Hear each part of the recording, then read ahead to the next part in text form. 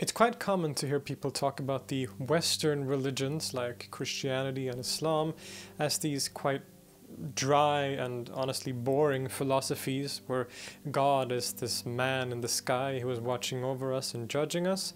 And by contrast, those so-called Eastern religions like Hinduism or Taoism or Buddhism is often portrayed as these very spiritual and beautiful philosophies that are often non-dual and very interesting by comparison, according to many opinions, and with a relationship to God that is a lot more immanent and often, as I said, non-dual. But not only is this dichotomy very misguided and narrow, it also undermines the incredibly strong and rich spiritual and often mystical traditions within the so-called Western religions. Sufism is often referred to as Islamic mysticism, and while this term is rather problematic, there are certainly aspects of Sufism that we could call mystical. And one of the most influential, widespread, and important philosophies or doctrines within Sufism is something known as Wahdat al-Wujud, or the unity of being.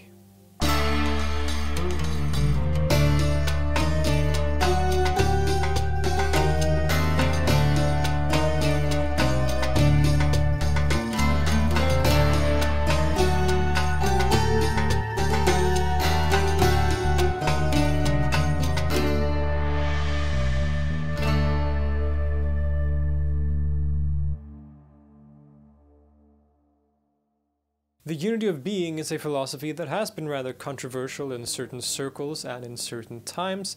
Some Muslim scholars in history have viewed it as dangerous or sometimes even heretical, but this should not confuse us into believing that it is some fringe philosophy. The unity of being as a doctrine has been incredibly important and influential in the wider world of Sufism and Islam in general, and has even sometimes dominated the intellectual environment of certain regions in Muslim lands. And Sufism itself is of course very internally diverse, with many competing schools of thought and orders and ideas and philosophies, one of these being of course the unity of being, or Wahdat al-Wujud. The unity of being in short terms can be described, to use very simplifying terms, as a monistic or even non-dual philosophy or school of thought within Sufism. It states that there is only one reality, which is God, and that all creation are or is his manifestation. This philosophy is often strongly connected to the medieval Sufi thinker and mystic Muhyiddin ibn Arabi, whom I've made a very long video about that you can find on my channel. But this isn't to say that Ibn Arabi was the first to express these ideas or similar ideas in Sufism. A very famous early example is the Baghdad Sufi Mansur al-Hallaj, who is said to have entered a spiritual ecstasy and proclaimed Ana al-Haqq, or I am the truth, or I am the reality, basically saying I am God. Similarly, Bayazid Bistami, who also lived in the 9th century, once proclaimed, "Glory be to me," both signifying a kind of annihilation of the individual self into the absolute reality that is God. But the school of Ibn Arabi is the school that is most strongly associated with this idea, and it is this school that I will be basing this presentation on. As I've said, I've made a much longer video where I talk about Ibn Arabi and his thought in a more comprehensive matter, and I should also point out that much of this video will be using parts of that same script. So if you want a more thorough introduction to these ideas and to Ibn Arabi in particular, I suggest you go watch that video. So what is Wahdat al-Wujud, or the unity of being? In short terms, the doctrine of the unity of being is based on taking monotheism to its most extreme end. It not only states that God is the only divinity in existence, he is the only being in existence. One of God's so-called 99 names in the Quran is al-Haqq, which means the truth or the real or the reality. With this in mind, the Islamic proclamation, La ilaha illallah, isn't simply read as there is no God but God, or there is no divinity but the divinity, but instead as there is no reality but the real, or thus ultimately there is nothing but God. To Ibn Arabi and his followers, there is only one singular reality, and that reality is God. Ibn Arabi identifies God in his utmost essence as wujud, or being, or existence. So God is being, he isn't a being, he is being itself. And since Islamic theology requires that God not only be the only divinity, but also that he is absolutely one, that must necessarily mean that being or existence itself is one, absolutely one. This also means that if anyone says that anything exists except of God, one is actually committing shirk or polytheism, which is the greatest sin in Islam, since you are saying that there is a being that isn't God. But being is God, and that basically means you're saying that there is another God.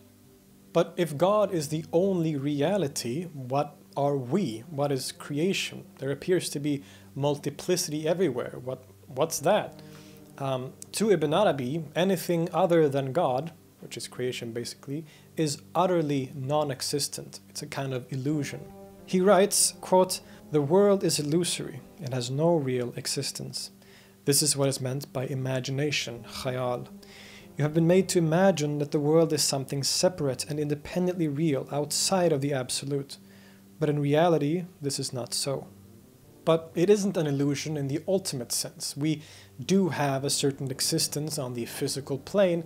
It's not all a dream, like in Advaita Vedanta in Hinduism, for example. The illusion is the idea of separation, that I exist as a separate being, when in reality only God exists. The only true self is God's self, and ours are only relative reflections of this self." One of the more celebrated scholars from Ibn Arabi's schools, Mahmud Shabistari, wrote a masterpiece of Persian poetry called the Gulshan-i-Raz, in which he explicates the doctrine of the unity of being. And he writes, quote, "When absolute existence is alluded to, people use the word I as a matter of expression. When reality has taken form through individuation, you refer to it in language with the word I. You and I are accidents of the essence of being, like openings in the covering of the lamp of being." Ibn Arabi himself loves to use metaphors to describe this relationship between God and the world. One of them is where he describes it almost like a light, a pure white light, which is God's being, that travels through a prism and creates a multitude of colors, which would be the world. The colors themselves are never the same as the white light, just as the creatures or creation is never the same as God, but at the same time they consist of nothing but the white light.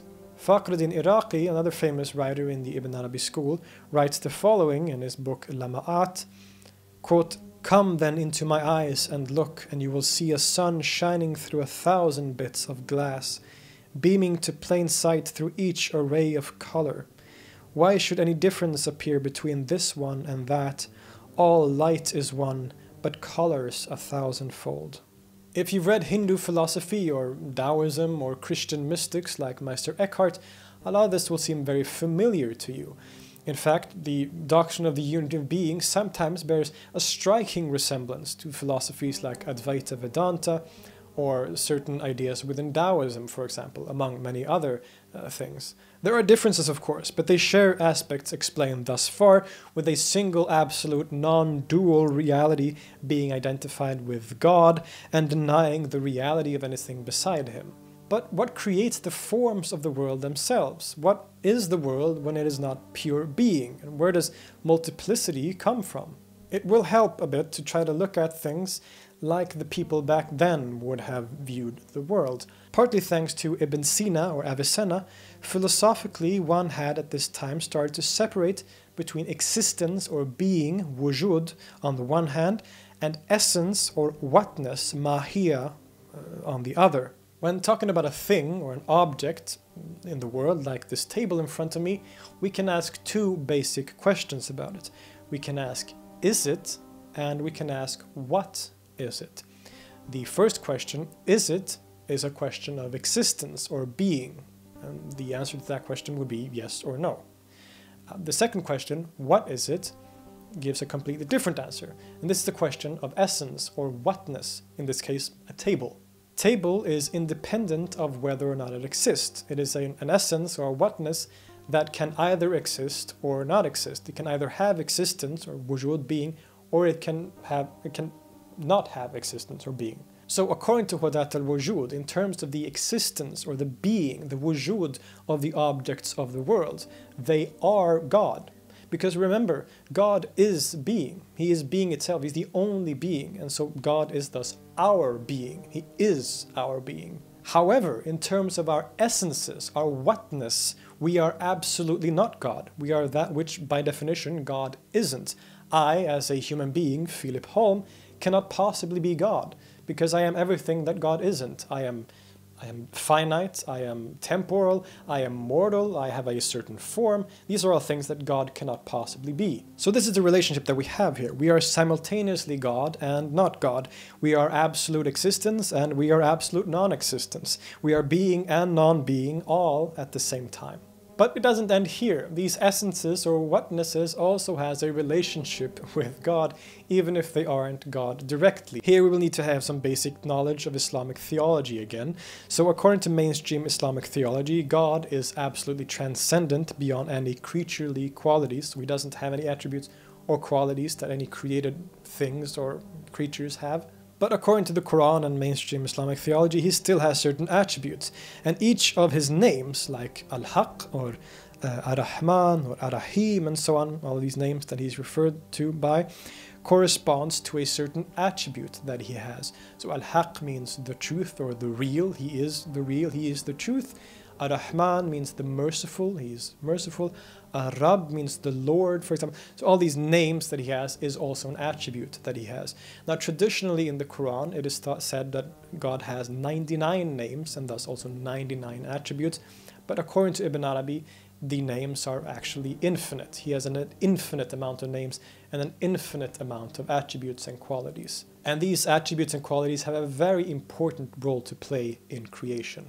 There's a hadith Qudsi, a saying of the Prophet Muhammad where God is speaking through him, in which God says, "I was a hidden treasure and I loved to be known, so I created the world so that I might be known." Ibn Arabi loves this hadith as he uses it frequently. It is the key to understanding creation and the purpose behind it. I was a hidden treasure refers to God's essence and the attributes that are hidden therein. I loved to be known. He wants this hidden treasure to be experienced. Now, of course, he knows his own attributes since he is he. But he still wants his essence and attributes to be experienced through someone who is not him. So I created the world so that I might be known. Therefore, the world is created as a way for God to experience himself through someone other than himself. But since this hidden treasure is to be known through the world, that must mean that the world contains traces of these attributes and qualities of God, right? This is absolutely true. To Ibn Arabi, the world is nothing but, to use William Chittick's words, the loci of God's self-disclosure or God's self-manifestation. So everything in the world, every essence in philosophical terms, every particle of this world reflect and reveal God's qualities and attributes in an indirect sense, like in a mirror. This is based partly on a Quranic verse that Ibn Arabi loves to apply, which goes, "Whichever way you turn, there is the face of God." Now remember, the things of the world or creation itself is not God. He is absolutely transcendent of them. But in a real sense, they reflect everything in the world. The entire cosmos reflects God's attributes, and thus they are God in a sense too. In any case, since God is infinite, and so are the possibilities of his attributes, there is no end to the constant self-manifestation of God in the world. At every moment, at every instant, the world is created anew, revealing a new self-disclosure. The world in that sense becomes the continuous unfolding of God's manifestation in limited form. It's the unfolding of possibilities inherent in actuality. The essences of the world, the things, are contained in God's knowledge beyond time and space as something he calls the ayan athabita, the immutable entities. These are non-existent in themselves, but function almost as archetypes that determine what is created in the actual cosmos. And these ayana thabita are themselves determined by God's attributes as they in their totality reflect him. So God has these attributes or qualities, and then he has a knowledge of his own attributes or qualities, which are infinite. So there's an infinite number of possibilities, an infinite number of ways that his attributes can be manifested. And all these ways, all these forms in which he can manifest himself are contained in his own knowledge beyond time, and after which, when he wants to create something, he simply gives those archetypes, those ayana thabita, he gives them being. And at each instant is a new creation. At each instant is a new reflection of God that's constantly unfolding before our eyes. I know this is a whole lot to take in, and you may have to watch this a few times if this is all new to you, but believe it or not, that is actually the basic, very basic, simple explanation of the doctrine of Wahdat al-Wujud. It is, you could say, a non-dual philosophy where reality is ultimately oneness and nothing exists except for God. He is all of being, and he is the one in whose being my being resides. But there are many other nuances to it that make it a lot more complicated, as I hope I have shown you. Some scholars, Western scholars, especially in the past, have referred to Ibn Arabi as a pantheist or a panentheist. And of course, while this is understandable, it really isn't that accurate, at least from the traditional perspective, the traditional understanding of the word pantheism. Ibn Arabi does, in a way, affirm that the world is God, since there is nothing but God, but at the same time, he's very careful to point out that the world is at the same time absolutely not God, and that God completely transcends the world. In fact, the world is, as I've said, the very definition of what God isn't. In terms of itself, the world is absolute nothingness, non-being who has, quote, never smelt a whiff of existence. This point is finely expressed by the 19th century figure Amir al-Kader al-Jazairi, famous for his defense against French colonialism, who was also a follower of Ibn Arabi and his school. He states, quote, I am two things, according to two different relations. With respect to you, I am the eternal, forever and ever. I am the necessary being who epiphanizes himself. With respect to me, I am pure non-being, who has never breathed the perfume of existence, the adventitious being who remains non-existent in his adventitiousness. So as I mentioned earlier, the entire cosmos is a manifestation, a reflection of the entirety of God's names, or the entirety of God's attributes. While a certain object in the world, or a certain thing, only reflects one or a certain combination of certain attributes or names, the entire cosmos reflects all of the names. So the creation as a whole is a direct reflection of God's entire nature, all of his attributes. The cosmos is thus often referred to by Ibn Arabi as the macrocosm, or the great man, insan al-Kabir. But the human being also has a central role to play in this scheme, and he is often referred to as the microcosm, or the small man, insan al-Saghir. The human being thus also reflects all the names and all the attributes, but in a contained form. So the human being is a microcosmic reflection of the macrocosm that is the entire universe. And so everything that exists on the inside exists on the outside, as above, so below, and so on. Man, in his most perfect and primordial form, is known as Insan al-Kamil, or the perfect or universal man. Insan al-Kamil is a designation of God's perfect manifestation in human form, a human being who has reached a state of complete self-annihilation, where he recognizes himself as nothing but God's reflection and acts accordingly. In the perfect man, God is finally able to witness and glorify himself like in a mirror. One of the more famous writers and poets from the school of Ibn Arabi is a man by the name of Fakhruddin Iraqi, who wrote an incredible piece of it was a combination of prose and poetry called Lama'at, which means divine flashes. And in this book, he presents this relationship between God and the world through a triad of love, lover, and beloved, which is a rather common theme within Sufi poetry. Now, love can be seen as the utmost essence of God, being itself. And lover and beloved are the relationship between the human being and God as he is experienced by the human being. Man is the lover who longs for his beloved, which is God, and they gaze upon each other like in a mirror, in mirrors. So in a sense, God sees his own reflection in the mirror of the human being, and the human being sees his own reflection in the mirror of God. And these two, these lovers, want desperately to be close to each other. They want to unite with each other. And so the human being cleans this mirror of his heart so that it more and more can reflect more perfectly God's own reflection. And when this process is finally finished and reaches its culmination, the two are finally united and they reflect each other perfectly. And in this meeting, they realize that the difference between lover and beloved was only really an illusion, and the only thing that ever existed was the reality of love itself, which is identical with God's essence, Wahdat, or being itself as such. Then the eye of certainty opens, and staring inwardly at himself, he finds himself lost, vanished.